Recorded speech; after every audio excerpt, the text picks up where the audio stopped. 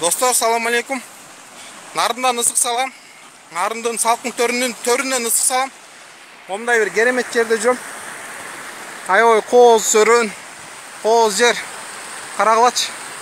Абдан сонун жерде нарынга келсеңер сөз салкын төргө келип, чайын ичип, тамагын жеп кеткиле, арманда калбайсыңар. Абдан сонун жер. Анан достор, кече Садыр Жапаров нарынга келип, ат башын эл менен жолуп, логистикалык центр куралы бардыгы менен кеңештим, специалисттердин баарын чогултуп алып кеңешип чыктым. Анан 30 миң 40 миң жер жумуш орду менен камсыз болосуңар. Заводдор салынат. Тим эле өлөч айтты да, мен кепилдик берем дегенде элечи, ушу колдоп бергиле. Жыргайсыңар, коммунизм, социализм курулат дегенде эле айтты да. Мен специалисттерди чогултуп дегенде, ушул сөздү айтканда мен bir уадасы эсиме түштү. Эсиңерде болсо, Садыр Жапаров айтты эле дети президент болордун алдына. Урматтуу кыргыз элим, нарынга келгенде, урматтуу нарындыктар, мен бардык специалисттердин баарын чогултуп алып, кеңешип чыктым. 30 жыл чыдадыңар, эми 1 жаш чыдап койгула. Майдан баштап светиңер 77 тыйын болот. Ограничение алабыз деген. Эсиңерде болсо. Вышло так дегендей. Азыр светти кымбаттады. Демек специалисттер чогулткан эмес, ал жөн эле куру убада берип койгон да ошол убакта. Жөн эле баягы элдин кулагын жибитип койгон. Ошол сыяктуу кече ошол специалисттердин баарын чогултуп чыктым дегенде мен мындай ишенген жокмун, ачыгын айтайын. Логистикалык центр курулат. Анан жыргайсыңар дегенине ишенген жокмун. Анткени ал логистикалык центр курулат ооба. Бирок заводдор курулбайт. Түк ишенбегиле. Жумуш ордулар түзүлөт, 30 миң 40 миң дегенге түк ишенбегиле. Жумуш ордулары түзүлөт, 2-3 миңдей мүмкүн түзүлүшү мүмкүн. Ал орундарда ба Кытай жарандары болот, анткени ал логистикалык центрден ары Кытайга бир 30-40 километрдей эле. Ал жерден маршрутка менен ташып коет. 30-40 километр жакын эле жер го. Ошондо алам түк ишенбегиле. Мен бул логистикалык центрдин курулушуна каршымын. Эмнеге каршымын? Биринчиден, азыр кулак жибит айтат атпайбы, ал жерде кытайлар эле эмес, түрктөр да бар, пакистандыктар да бар депчи. Биз пакистандыктар менен түрктөр жакшы билебиз. Түрктөрдүн миллионерине биз сага ат башынан жер беребиз, бекер беребиз. Салык албайбыз. Барып ошол жерге эле барып эле завод ачып иштетчи деп сунуш кылып көрсөңөр, миллионерине. Миллионерим деп ойлогочу, бир миллиардерине ушундай бир сунуш берсеңер, ат башыга өмүрү барбайт. Пакистандыкта барбайт. Анткени бизнес үчүн ат башы ыңгайсыз жер. Эмнеге? Бизнес кылыш үчүн бизнес инфраструктура керек. Инфраструктура дегенде бул сен бизнес завод ачсаң, ошол заводко мындай тетик-метиктерин берип турганга мини заводдор керек. Заводду колдоп турчу, снабжать этип турчу мини заводдор керек. Ошонун жанында. Экинчиден, жыды, темир жол сөзсүз керек. Анткени сен экспорттошуң керек, товарын жеткиришиң керек. Арзан жол керек. Ал темир жол керек. Үчүнчүдөн аэропорт керек. Аэропорттор керек. Төртүнчүдөн квалифицированный кадрлар керек. Ошондо алам, бул бизнес проект эмес.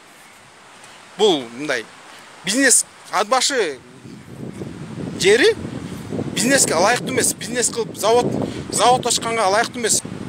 Ат башы өрөөнүнүн ат башы районунун өзүнүн калкы эле 30-40 миң. Анан мындай баарыңар жумуш менен камсыз болуп каласыңар деген бул утопия. Бул проектти Кытайлар баштаган, дети Атамбаевдин убагында башталып, $170 миллион салышмак. Анан кийинчерээк кол коюлган Атамбаевдин убагында. Анан Жээнбековдун убагында аракет кылышты, ишке ашырганга бирок болгон жок, эл каршы чыгып. Андан кийин Садыр Жапаров келди. Садыр Жапаровдун убагында анан азыр аракет кылып атышат да. Эми элестетип көрсөңөр, $170 миллион бар адам. Эми ат башка барып бизнес кылабы, өзүңөр эле элестетип көргүлөчү. Реально эле, объективно эле карагандачы. Мисалы, сиздин $170 миллион болсо элестетип көрсөңүз, сиз ат башка барбайсыз, даже Бишкекке барбайсыз да, чынбы?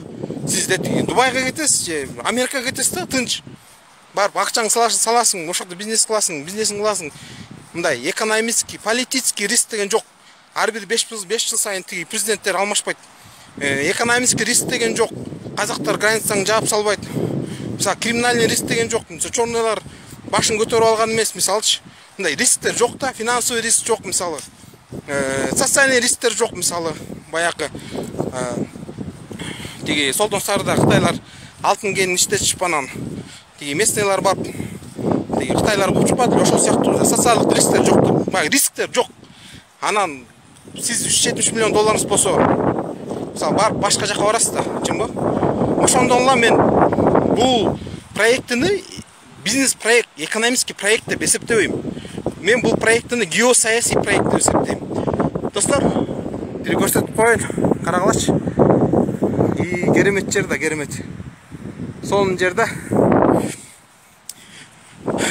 бизнес проект эмес бул, геосаясий проект. Эмнеге? Аксайды Кыргызстандын бир 99% билбейт. Аксай өрөөнүн кандай экенин. Бул Аксай десе баягы бир жайык жерди элестетишет да, элдин көбү. Аксай бул чөчөк казандай болгон жер. Аксайга Кыргызстан территориясынан эки эле жерден чыккан барса болот. Аксайга ошо казандай болгон жерге, Казанга эки эле жерден ашса болот. Бул чыгыш жагынан Кында ашуусу, батыш жагынан Торгарт ашуусу.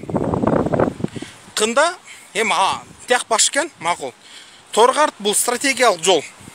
Бишкек Торгарт жол билесиңер. Бүт чоң трасса.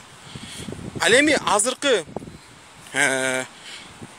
логистикалык борбор курабыз деп аткан жер бул ошол Торгарт ашуусунун этегинде, ат башы тарабындагы этегинде. Ошол логистикалык центрдан кийин ашуу болот. Ашуудан өтүп Аксайга түшөсүң, Аксайдан ары Кытайга киресиң. Ошондой жерде баягы стратегиялык жер. Мындай эки эле жол бар, ошо эки жолдун бирөөсү ушул жол да. Эми элестетип атасыңар да. Бул жолду буuп койсо эмне болот? Аксай толугу менен Кытайга өтүп кетет. Эмнеге өтүп кетет деп мисалы биз айтып атабыз. Мисалы ойлошуңар мүмкүн, биз 21-кылымда жашап атабыз. ООН бар, эл аралык коом бар. Жаныбызда партнерлорубуз бар. Вечный партнерубуз бар, мисалы Садыр Жапаров айткандайчы. Алар бар да, эл башкалар да турат да дегендечи. Мисалы 20-кылымда Крым эмне болду? Россия Крымды жөн эле тартып албады. Европанын мурдунда Россия Крымды тартып алды. Ошол сыяктуу эле, мисалы эртең эмне болуп кетет, эмне болуп кетпейт биз билбейбиз да. Мисалы Батыш Европада Россия менен НАТО азыр согушайын эле деп турат. Бир ширеңке эле чырт десе согуш тутанып кетет. Мисалы чыгышта Азияда Кытай, Япония, Кытай жалгыз өзү, Япония, Филиппин, Вьетнам, Малайзия, Америка менен тирешип турат. Ичинде Сингапур дагы бар, аны айтсаңарчы. Ушулар менен бардыгы менен тирешип, азыр ал жакта да согуш чыгып кетүү коркунучу бар. Тайвань бар мисалы. Тайвань менен тирешип, азыр самолеттор Тайвандын территориясына кирип учуп, Кытайдын самолеттору.